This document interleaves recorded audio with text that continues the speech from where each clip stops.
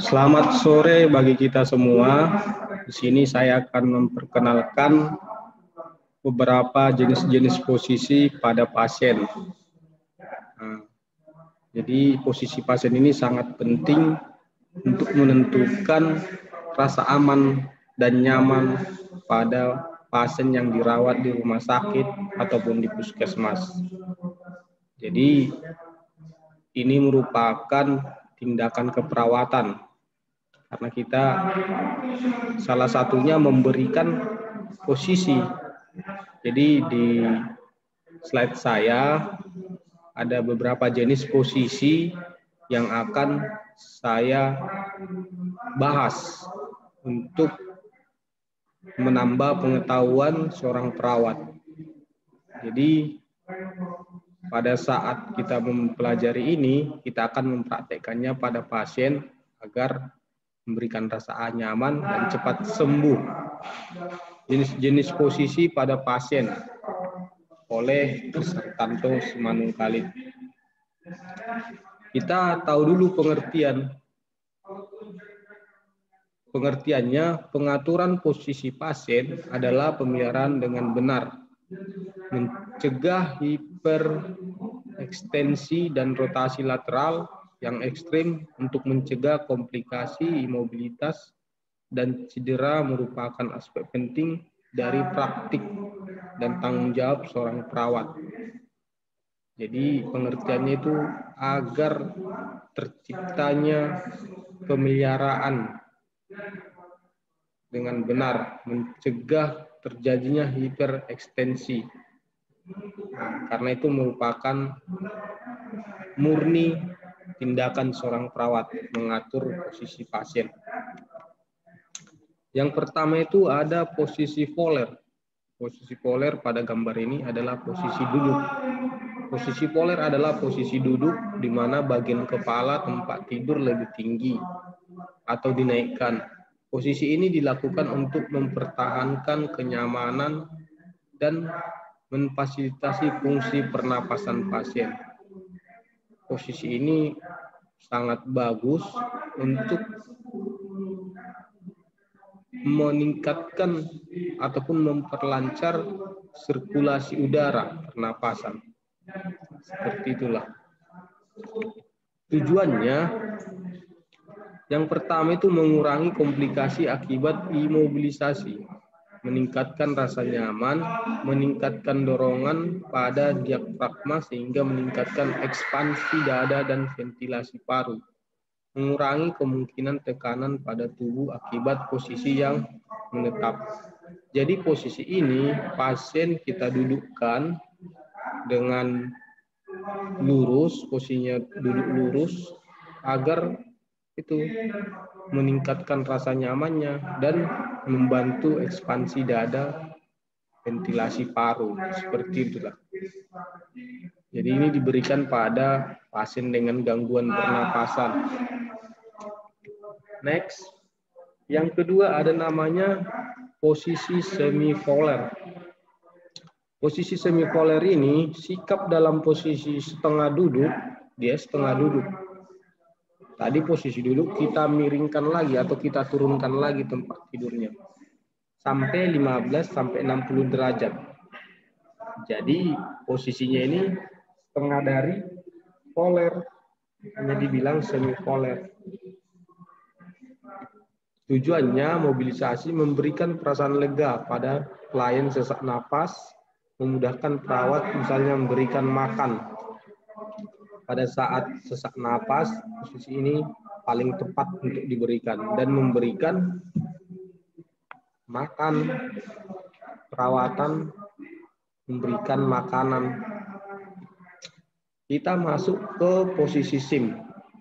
Posisi SIM adalah posisi miring ke kanan atau miring ke kiri. Posisi ini dilakukan untuk memberi kenyamanan pada pasien dalam pemberian obat per anus suppositoria. Berat badan terletak pada tulang ilium, humerus, dan clavicula. Jadi posisi ini sangat bagus untuk memberikan terapi-terapi pada anus ataupun supersturia. Contohnya dulu kolak, contohnya melakukan hupna. Inilah posisi yang dianjurkan, yang tepat agar tujuan kita tercapai. Pemberian terapi supersturia itu bisa kita berikan dengan baik. Tujuannya meningkatkan drainase dari mulut pasien dan mencegah aspirasi, mengurangi penekanan pada tulang skrum dan trochanter mayor otot pinggang, memasukkan obat suppositoria ataupun obat melalui anus, mencegah dekubitus. Jadi posisi ini sangat bagus untuk memasukkan obat dan mencegah terjadinya dekubitus. Dekubitus itu adalah luka akibat lama baring di rumah sakit ataupun di tempat tidur. Jadi pasien kita miringkan kiri ke kanan supaya dia terhindar dari dekubitus. Kita masuk ke posisi keempat, yaitu posisi Trendelenburg. Trendelenburg itu adalah posisinya kaki lebih tinggi dari kepala ataupun kepala lebih rendah dari kaki. Seperti tampak pada gambar, ya seperti ini. Posisi ini di mana pada posisi ini pasien berbaring di tempat tidur dengan bagian kepala lebih rendah daripada bagian kaki. Posisi ini dilakukan untuk melancarkan peredaran darah ke otak. Posisi Trendelenburg, yaitu posisi di mana kaki lebih tinggi daripada kepala ataupun kepala lebih rendah daripada kaki pada saat di tempat tidur. Tujuannya pasien dengan pembedahan pada daerah perut, pasien shock, pasien hipotensi. Jadi posisi ini sangat bagus untuk memberikan rasa aman dan nyaman ataupun mempercepat penyembuhan pasien. Kita masuk ke posisi yang kelima, namanya posisi dorsal recumbens.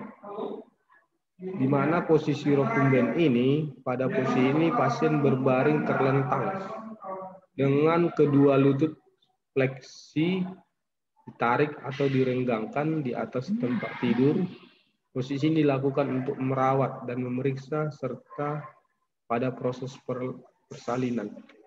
Jadi posisi dorsal recumbens ini sangat cocok untuk pasien pada saat ingin melakukan persalinan.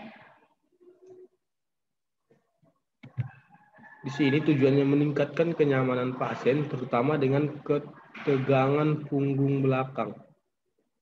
Jadi pasien ditidurkan, tangannya lurus dan kakinya terangkat. Jadi gambarnya seperti ini, posisi dorsal recumbens. Kita masuk ke posisi litotomi. Pada posisi ini, pasien berbaring terlentang dengan mengangkat kedua kaki dan menariknya ke atas bagian perut. Posisi ini dilakukan untuk memeriksa genitalia pada proses persalinan dan pemasangan alat kontrasepsi.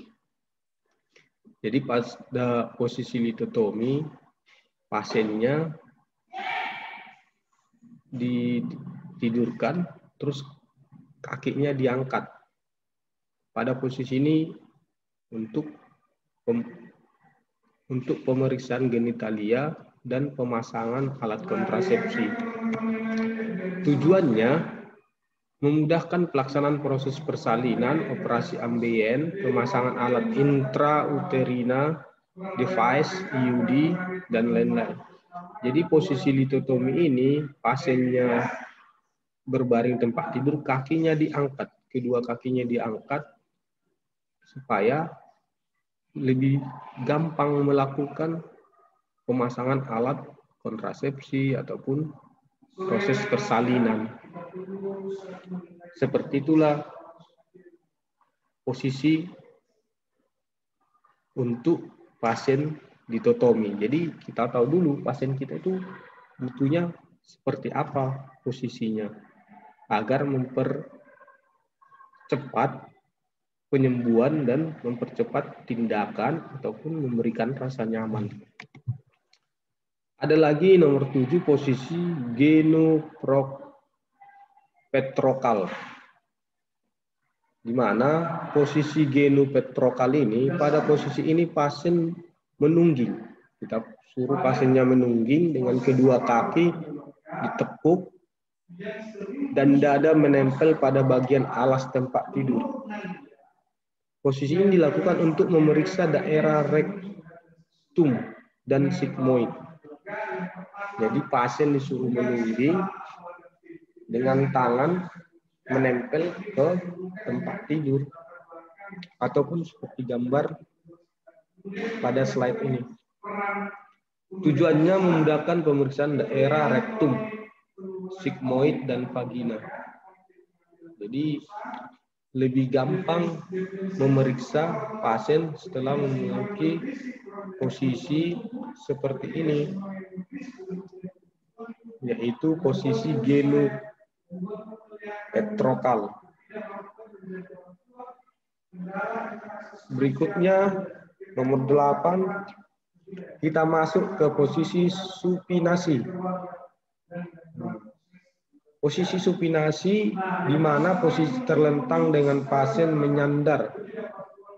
menyandarkan punggungnya agar dasar tubuh sama dengan kesejajaran berdiri yang baik. Jadi posisi supinasi ini pasiennya terlentang dan menyandarkan punggung agar dasar tubuh sama dengan kesejajaran berdiri yang baik. Jadi pada saat dilakukan posisi ini, posisinya sama tingginya dengan pasien berdiri. Seperti itu. Tujuannya meningkatkan kenyamanan pasien dan memfasilitasi penyembuhan, terutama pada pasien pembedahan atau dalam proses anestesi tertentu. Jadi posisi supine ini posisinya pasien tidur dan melentangkan tangannya. Seperti itu. Ada lagi namanya posisi pronasi. Posisinya ini di mana pasien telungkup ataupun berbalik. Pada pasien tidur dalam posisi telungkup, berbaring dengan wajah menghadap ke bantal. Jadi posisi pronasi ini telungkup. Tujuannya memberikan ekstensi maksimal pada sendi lutut dan pinggang, mencegah fleksi dan kontraktur pada pinggang dan lutut. Jadi posisi pronasi ini pasiennya telungkup agar lebih memberikan refleksi dan kontraktur pada pinggang dan lutut. Ada lagi namanya posisi lateral. Posisi lateral seperti gambar ini, dia miring di mana pasien bersandar. Miring, bersandar ke samping dengan sebagian besar berat badan tubuh berada pada pinggul dan bahu. Pinggul dan bahu. Ada memeluk bantal dan bantal dibuat di tengah-tengah kaki. Seperti gambar ini. Tujuannya mempertahankan body alignment, mengurangi komplikasi akibat imobilisasi, meningkatkan rasa nyaman, mengurangi kemungkinan tekanan yang menetap pada tubuh akibat posisi yang menetap. Jadi posisi ini ada bantal dipeluk, terus kakinya di celah-celahnya dibuat bantal seperti gambar, agar mengurangi kemungkinan adanya nyeri akibat posisi yang menetap ataupun posisi yang permanen, karena bisa menyebabkan tubuhnya itu menjadi merasakan ketidaknyamanan. Jadi perlu posisinya itu diganti-ganti ataupun miring ke kiri, miring ke kanan supaya meningkatkan rasa aman pada pasien. Ada namanya lagi nomor 11 posisi ortopedi. Di mana pada posisi ortopedi ini pasien duduk dengan menyandarkan kepala ke nampang yang sejajar dada seperti pada meja. Jadi dia posisi duduk dan menyandarkan tangannya ataupun menyandarkan kepala pada meja. Ada meja kecil, dia bersandar ke situ.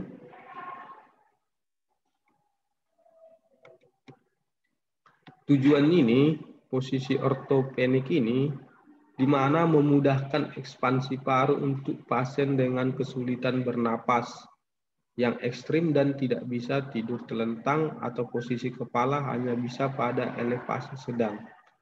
Jadi pasien disuruh duduk dan membungkuk dan bersandar pada meja kecil.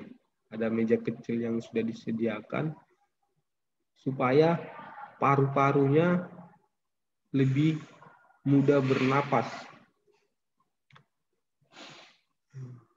Mudah bernapas, membantu sirkulasi oksigen keluar masuk. Ada lagi namanya posisi jackknife. Jackknife ini biasanya digunakan di kamar-kamar operasi.